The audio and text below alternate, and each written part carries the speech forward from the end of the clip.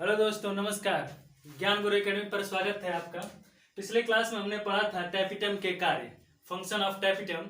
आइए next heading देखते हैं इसकी हम लोग। बीजाणु जनन कोशिकाएं, जिसको इंग्लिश में बोलते हैं स्पोरोजिनस सेल्स। स्पोरोजिनस सेल्स में आगे पढ़ते हैं कि पराग कोश में भित्ति द्वारा परिबद्ध कोशिकाओं के समूह को बीजाणु जनन कोशिकाएं कहते हैं। अब ये बीजाणु जनन कोशिकाएं क्या हैं, हम इसको नीचे बता रहे हैं आपको। देखिए, ये कोशिकाएं कौन सी बीजाणु जनन वाली कोशिकाएं, ये कोशिकाएं बाद में पराग मात्र कोशिकाओं का कार्य करती हैं। ठीक है, किसका कार्य करती हैं? पराग मात्र कोशिकाओं का कार्य करती हैं, जो अर्धसूत्री विभाजन करके क्या करेंगी? ये अर्धसूत्री विभाजन करती हैं और अर्धसूत्री विभाजन करके लघु बीजाणु बनाती हैं। ठीक है, और अर्धसूत्री विभाजन की जो प्रक्रिया होती है जिससे लघु बीजाणु जन्म बनते हैं, इस पूरी प्रक्रिया को कहा जाता है लघु बीजाणु जनन। तो हमारी जो नेक्स्ट हेडिंग होने वाली है वो होने वाली है लघु बीजाणु जनन। हमारी हेडिंग है बच्चों लघु बीजाणु जनन माइक्रो स्पोरोजिनेसिस, जिसको हिंदी में कहते हैं लघु बीजाणु जनन। इस प्रक्रिया में पराग कोश की लघु बीजाणु में उपस्थित द्विगुणित, देखिए जब कोशिका का विभाजन पढ़ाया जाएगा तो उसमें कोशिकाएं दो प्रकार की होती हैं। एक होती है हैप्लॉयड और एक होती है डिप्लॉयड। हैप्लॉयड यानी जिसमें नंबर ऑफ क्रोमोसोम n हो, और एक होता है 2n, जिसको बोलते हैं द्विगुणित, जिसमें नंबर ऑफ जो क्रोमोसोम होते हैं उनकी संख्या 2 होती है। ठीक है, तो यहाँ पे ये कंडीशन होगी कि 2n होंगे, जिसको हम बोलते हैं द्विगुणित।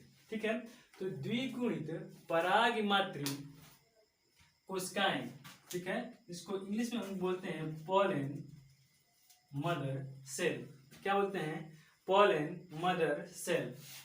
ठीक, यह द्विगुणित पराग मात्र कोशिका अर्धसूत्री विभाजन करती है। सुनिए, मैंने आपसे क्या बताया था, ये संख्या में कितनी है? 2n है, और जब 2n आधा डिवाइड होगी तो जब दो भाई को बांटोगे तो वो 1 और 1 हो जाएगा। ठीक है, तो ये चीज जो आपकी 2n थी ये डिवाइड हो जाती है दो भागों में, और n हो जाती है। जब ये 2n थी तो कहलाती थी द्विगुणित यानी डिप्लॉयड। अब इसके पास n है, ये कहलाएगी हैप्लॉयड यानी अर्धसूत्री विभाजन। ठीक है, इस प्रक्रिया का जब अर्धसूत्री विभाजन होता है तो ये हैप्लॉयड, ठीक है, ये डिप्लॉयड क्या होती है? हैप्लॉयड में चेंज हो जाती है। ठीक है, और कितने कोशिका बनाती है? 4 अगुणित। कितने बनाएगी? नंबर ऑफ सेल्स बनाएगी 4 अगुणित कोशिकाएं बनाएंगी। ठीक है, देखिए यहाँ मैंने आपको मेंशन किया हुआ है कि 4 अगुणित लघु बीजाणुओं का निर्माण करती हैं। ठीक है, आई होप कि ये चीज आपको समझ में आई होगी। हेडिंग डालेंगे पराग की संरचना। बच्चों नेक्स्ट हेडिंग है आपको पराग कण की संरचना, जिसको इंग्लिश में कहते हैं स्ट्रक्चर ऑफ माइक्रोस्पोर या पॉलन ग्रेन। क्या बोलेंगे? स्ट्रक्चर ऑफ माइक्रोस्पोर या पॉलन ग्रेन। दरअसल जो पराग कण होता है वो नर युग्मकोद्भिद, ठीक है, यानी जिसको मेल गैमेटोफाइट बोलते हैं। ये मेल गैमेटोफाइट की प्रथम कोशिका होती है, यानी कि फर्स्ट सेल होती है जो पराग कण होता है। ये अवस्था हमारी जो होती है पहली वाली परागकण की, वो क्या होती है? मेल गैमेटोफाइट की होती है। ठीक है, यानी नर युग्मकोद्भिद की होती है। ठीक है, अब नेक्स्ट इसमें जो आपकी लाइन होगी, प्रत्येक पराग कण कोशिका एक केंद्र की होती है। वेरी इंपॉर्टेंट, क्या है ये? बहुत पूछा जाता है आपसे, कैसी होती है? एक केंद्र की, मतलब इसमें केंद्र कितने होंगे? सिर्फ और सिर्फ एक होंगे। ठीक है, कैसी होगी? अगुणित होगी। मैंने आपको अभी बताया था ये 2n मतलब डिप्लॉयड, लेकिन ये कैसी होगी? नंबर ऑफ सेल्स n क्या होंगी? अगुणित होगी। ठीक है, इस बात को आप समझिएगा कि पराग कोण में कोशिका कितनी, सॉरी केंद्र कितना? सिर्फ एक। ठीक है, और डिप्लॉयड होगी या हैप्लॉयड होगी? तो बच्चा ये होगी आपकी हैप्लॉयड। ठीक है, हैप्लॉयड मीन्स कैसे होगी, अगुणित होगी, ठीक है। एवं गोल संरचना की होती है। देखिए मोस्टली जो बात की जाती है, मुख्यतः जो बात की जाती है कि पराग कण किस संरचना के होते हैं, गोल संरचना के होते हैं, ठीक है। नेक्स्ट इंपॉर्टेंट जो बात है, इसकी भित्ति, किसकी भित्ति, पराग कण की भित्ति द्विस्तरीय होती है। कितने स्तर होंगे इसमें, 2 स्तर होते हैं, ठीक है। ये बात भी आपको याद रखना है। कितने स्तर होते हैं, द्विस्तरीय होती हैं, ठीक है। बाहरी जो भित्ति होती है उसको कहते हैं एक्साइन, और जो अंदर होती है उसको कहते हैं इंटाइन, ठीक है। ये मैं अभी आपको पढ़ाने वाला हूँ, तो ये चीजें जो इम्पोर्टेंट है याद रखेंगे। या उसकी कैसी होती है, एक केंद्रकी होती है और गुणित होती है, संरचना कैसी होती है, गोल होती है, और इसकी भित्ति कैसी होती है, द्विस्तरीय होती है। बाहर वाले कहते हैं एक्साइन और अंदर वाले कहते हैं इंटाइन, ठीक है। फिर देखिए भिन्न भिन्न प्रजातियों में, ठीक है, ऐसा तो है नहीं कि मैंने आपसे कह दिया कि गोल है तो सबकी माप एक ही जैसे होती है। जैसे हम लोग इंसान है, कोई लंबा है, छोटा है, मोटा है, विभिन्न प्रकार के हैं। इसी तरह से परागकण में भी क्या होता है कि भिन्न भिन्न प्रजातियों में इसकी माप, किसकी माप, परागकण की माप जो होती है वो भी भिन्न भिन्न होती है। ये कितनी हो सकती है, 20 से लेकर 50 माइक्रोमीटर तक की होती है, ठीक है। और इसमें जो नेक्स्ट पॉइंट बनता है, जो आपसे पूछा जाता है कि सबसे जो स्मॉलेस्ट होता है, जो सबसे छोटे आकार का परागकण होता है उसका नाम क्या होता है, तो सबसे जो छोटा होता है वो होता है मायोसिस्टिस एलिपेस्टिस। क्या होता है, मायोसिस्टिस एलिपेस्टिस होता है। और जो सबसे बड़ा होता है, जो सबसे बड़े आकार का परागकण होता है, जो कि आपकी एनसीईआरटी में मेंशन किया गया है, बताया गया हुआ है, वो होता है मिरेबिलिस जलापन, ठीक है। ये पॉइंट आप याद रखेंगे कि परागकण एक कोशिकीय होता है और गुणित होता है। इसकी संरचना जो होती है वो गोल होती है। इसमें 2 भित्तियां पाई जाती हैं, आउटर और इनर, ठीक है। फिर इसके बाद इंपॉर्टेंट में आता है कि सबसे छोटा जो आकार का परागकण होता है किसका होता है, तो मायोसिस्टिस एलिपेस्टिस का होता है। फिर ये आपसे ये पूछा जाता है कि सबसे बड़े आकार का जो परागकण होता है किसका होता है, तो ये होता है मिरेबिलिस जलापन, ठीक है। नेक्स्ट हेडिंग डालेंगे आप लोग।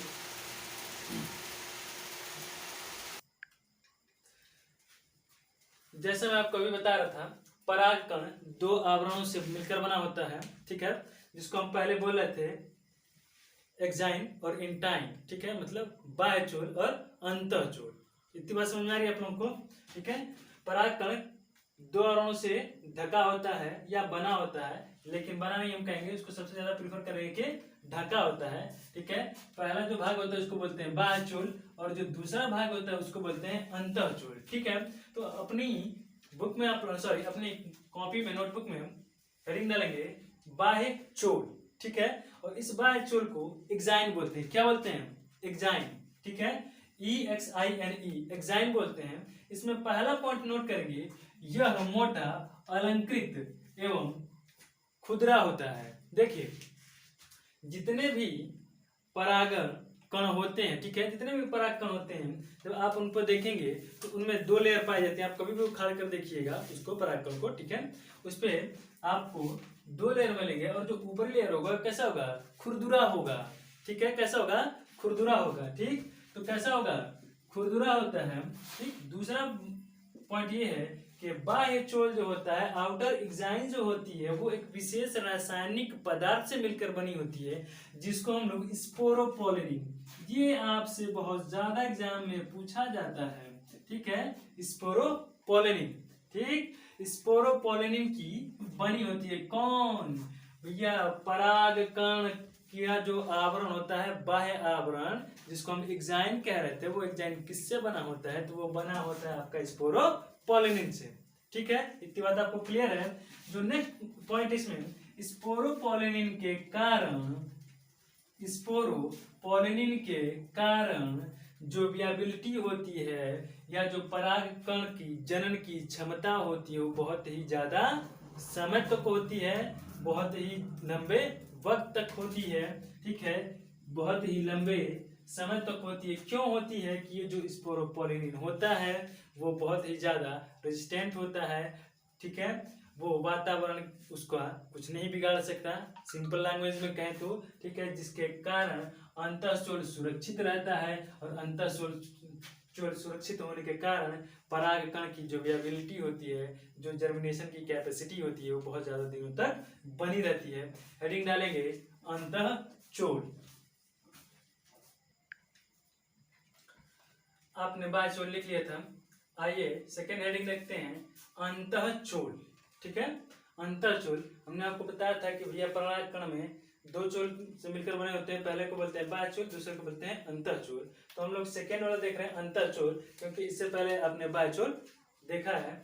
देखिए अंतःचोल को बोलते हैं इंटाइन। क्या बोलते हैं? इंटाइन। जबकि बाह्यचोल को बोलते थे एक्साइन, EXINE था।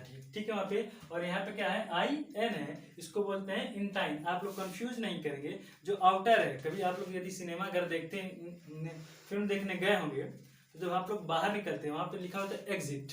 ठीक है, यानी बाहर निकलना है आपको।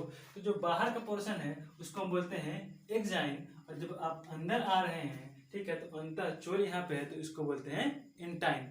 अंतर आपको समझ में आ रहा होगा। ठीक है, इसमें पहला पॉइंट देखते हैं, यह पतला एवं कोमल, यह पतला एवं कोमल झिल्ली सदृश होता है, यानी यह पतला होता है और बिल्कुल कोमल एक झिल्ली के समान होता है। ठीक है, इसको आप नोट कर लेंगे।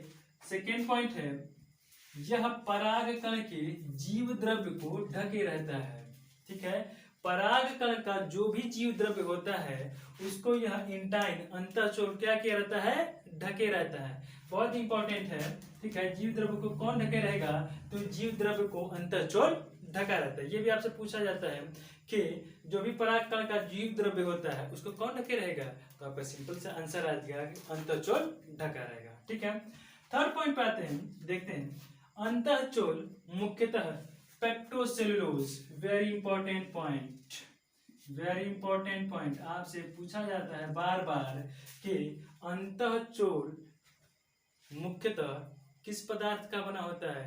आपको तुरंत बता देना चाहिए, पेक्टोसेलुलोज का बना होता है। ठीक है, इतनी बात समझ में आ रही है? देखिए आप चीजों को अंडरलाइन करते चलेंगे, क्योंकि आपके आने वाले समय में वक्त बहुत कम है आपके पास। ठीक है, तो अच्छी अच्छी और इम्पोर्टेंट चीजों को पढ़ते हम लोग चलेंगे। ठीक, तो अंतःचोल मुख्यतः पेक्टोसेलुलोज का बना होता है। ठीक है, किसका बना होता है? पेक्टोसेलुलोज का बना होता है। फोर्थ पॉइंट देखते हैं, ये थोड़ा सा बड़ा पॉइंट है और इसको समझने की जरूरत है। देखिए बाह्यचोल आवरण में कुछ छिद्र पाए जाते हैं। बिल्कुल सही बात है।